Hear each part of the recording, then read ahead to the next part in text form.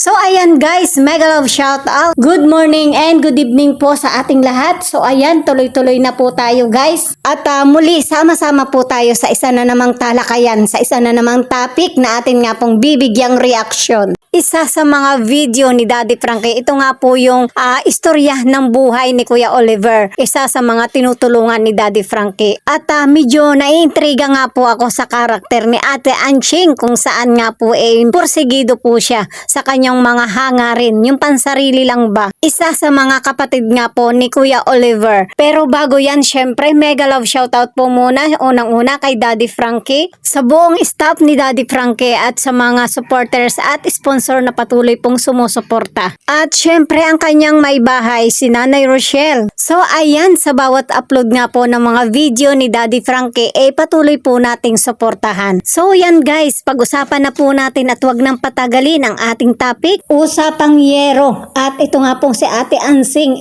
porsigido. Ang tanong, mapagbigyan kaya ni Daddy Frankie ang kahilingan ni Ate Ansing na mabigyan ng yero? So ayan guys, yan po yung ating bibigyan ng opinion at reaksyon. At sa pagkakakilala nga po natin kay Ate Ansing na nakababatang kapatid ni Kuya Oliver. Buhat nga po ng tinulungan ni Daddy Frankie si Kuya Oliver, syempre nakikita nga po ni Ate Ansing ang pagbabago sa buhay ni Kuya Oliver. Andyan yung tinutulungan siya, nasa under pa ng pagamutan at syempre nakikita niya yung tumutulong medyo mapera. Bigla nga pong nag-iba ng isip itong si Ate Ansing at nagkaroon na nga po ng pansariling motibo. At dahil nga po sa kanya titira itong si Kuya Oliver after na makauwi galing ospital o after na gumaling, talagang may plano na itong si Ate Ansing at gusto niya na nga na may maayos na matitirhan itong si Kuya Oliver. At dahil nga po sa alam niya na mapira si Daddy Frankie at napakabait ni Daddy Frankie, talaga naman pong sa harap ni Daddy Frankie inhalayhay na niya ang kanyang mga kailangan sa pagpapaayos ng kanyang bahay. Andyan na nga po yung yero na matagal na niyang inaasam na mapalitan yung kanyang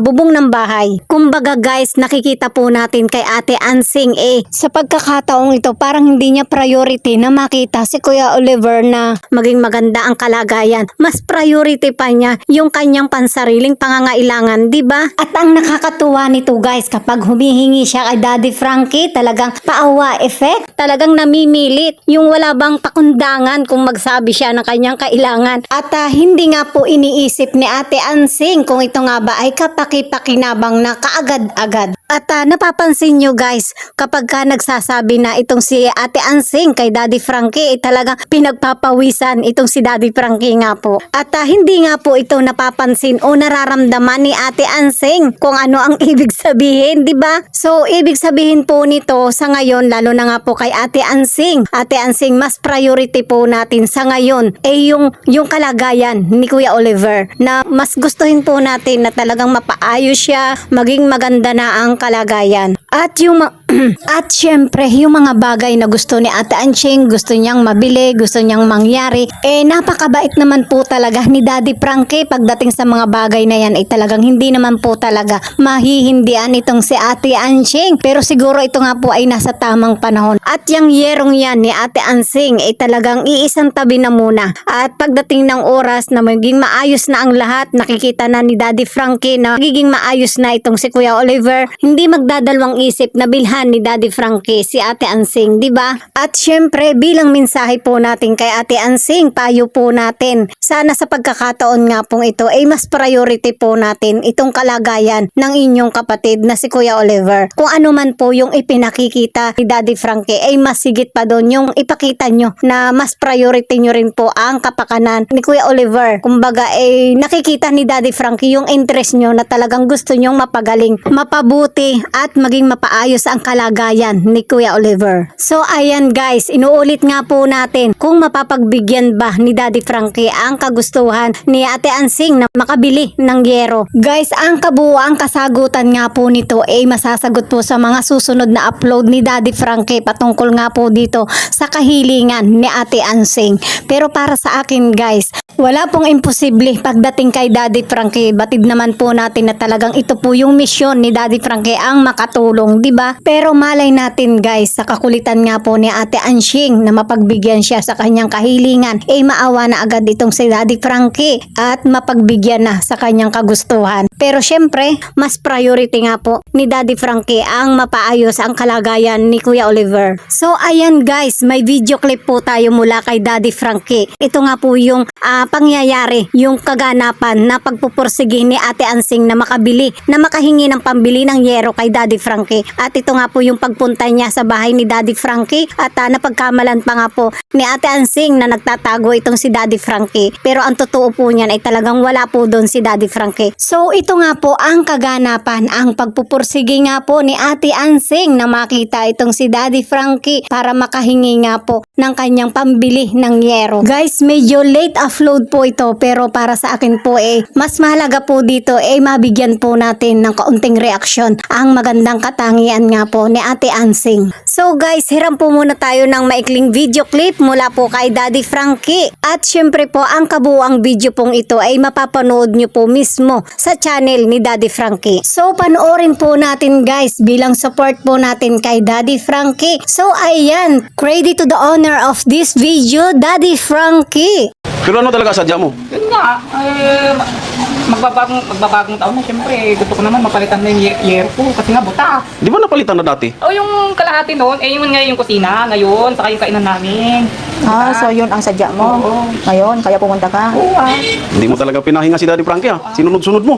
Tamo naman, sobrang dami ang gastusin ni Daddy Frankie ngayon. Ang dami ang tinutulungan, hindi lang si Kuya Oliver, marami pa siya mga nandyan sa likod. Ang dami niyang followers.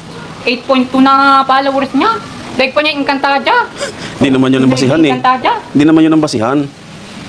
Ang basihan yun yung tinutulungan niya kung gaano ang gastusin niya, gaano karami ang perang gugugulin niya bago gumaling yung mga yon. Binigyan ka pa pala ng pera ni Daddy Frankie bago ka umalis dito. Binigyan ako sa pera. Siyempre, nagastos ko na kasi Ilang araw lang, ano na ngayon? O, binabili ko ng kamas ko namin. 3 days pa lang. Yung tulong na yon kay Kuya Oliver yan, hindi para sa'yo. Kunti lang naman. Hindi naman buong kukunin ko. Planong-plano ni Ate Ansing Pasko, bagong taon. Ano pang susunod? Ano pang sunod, Kuya Ate Ansing? February na nun. February na, Valentine's. Grabe, nilahat mo na. Oh, di tama lang. Wala naman akong ibang malapitan. Nandun si Daddy Frankie. Buti ko si Daddy Frankie. Ang bait-bait. Bilib na bilib ako sa lahat nga sa'yo. Pero alam mo ba, malaki ng pera ni Kuya Oliver ngayon. Oh, magkano na? Nasa 125 na. Talaki na pala. Kahit yung 20 lang. 20 lang ang kukunin mo? Ang tindi mo Yung butal ang kunin mo? Gusto mo talaga yung buta lang ang kukunin mo o buo na? Hindi yung butal lang. Buta lang? Oo. Nagtago yata si Daddy Frankie. Tinaguan na yata ako. Asan si Kuya Albert? Sa taas. Pwedeng puntahan? Pwedeng makita? Sige, kakapalan ko na yung mukha ko. Pupuntaan ko yung kuya ko sa taas. Baka sakaling nandun si Daddy Frankie. Daddy Frankie, baka nagtatago ka lang. Sige parang Kuya, ayaw niya wala nandun pala. Wala si Daddy Frankie? Umalis? Wala si Daddy Frankie? Wala nga. Sabi niya, wala. Kukuha sana akong pambiling yero Sa pera mo. Ano kung pera? Meron daw, sabi ni Daddy Frankie. Kasi papagawa ko yung butas ng yero sa bahay para pag umuwi ka, hindi ka na matuluan. Kunti lang naman yung kukunin ko, pang yero lang naman. Tapos yung gusto mong mangyari, pang sarili mo lang. Isang pera, hindi naman sa'yo yan. Kay Kuya Oliver yan, binigay sa mga followers ni Daddy Frankie yan. At saka yung mga bagay na yan, si Daddy Frankie yan mag-desisyon yan, hindi kami. O ba't kasi nakikialam ka? Hindi, sinabi ko lang kay Kuya Oliver.